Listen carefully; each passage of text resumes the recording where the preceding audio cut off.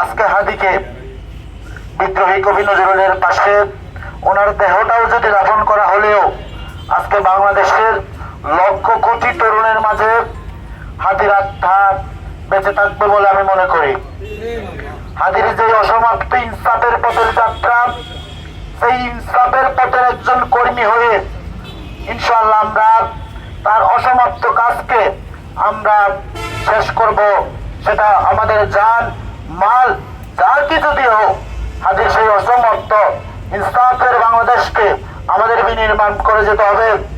আজকে আপনারা এখানে যারা আজকের এই জানাজায় উপস্থিত হয়েছেন, আজকের এই জানাজার মাঠে হাদির রক্তের কসম করে আপনাদের একটা ঘোষণা দিতে চাই, হাদির যে বাংলাদেশ, যে ইনসাফের যে বাংলাদেশের স্বপ্ন নিয়ে এসে ঢাকা থেকে নির্বাচন করেছিল, আপনারা লক্ষ্য করবেন তার নির্বাচনী প্রচারণায় অনেকেই তাকে ময়লা পানি নিক্ষেপ করেছে, কিন্তু আমাদের হাদি বিনয়ের সাথে বলেছিল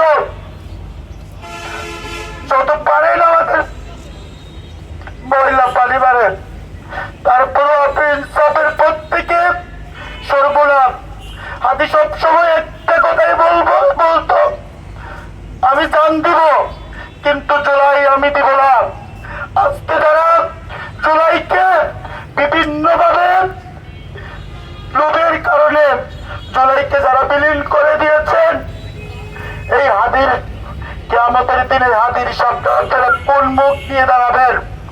আমাদের 2000-এর অধিক ভাই এই ইনসাফ ভিত্তিক বাংলাদেশের জন্য জীবন দিয়েছে, আপনারা কিভাবে দাঁড়াবেন কিয়ামতের দিন? আপনারা একবার ভেবে দেখুন।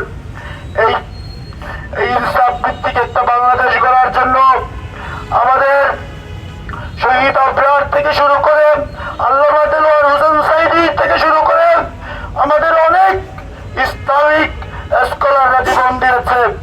আজকের এই জানাজার মাঠ থেকে লোহাগড়ার বুক থেকে আপনাদের কাছে একটা অনুরোধে রাখবো, অনেক হয়েছে, আল্লাহর ওয়াস্তে এই যে আমাদের শহীদ হাদির এই শহীদের বিনিময়ে হলো আপনাদের ইনসাফ ভিত্তিক একটা বাংলাদেশের পথে আমরা যাত্রা করি। আমরা এখন এমন একটা পর্যায়ে আসছি যারা নিয়ে এবং ইনসাফের কথা বলে তাদেরকে টার্গেট করতেছে।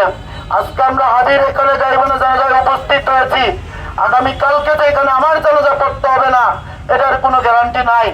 প্রশাসন থেকে শুরু করে রাষ্ট্রের অন্তরে অন্তরে ফ্যাসিস্টের দূষণের এখনো পর্যন্ত অবস্থান নিচ্ছে।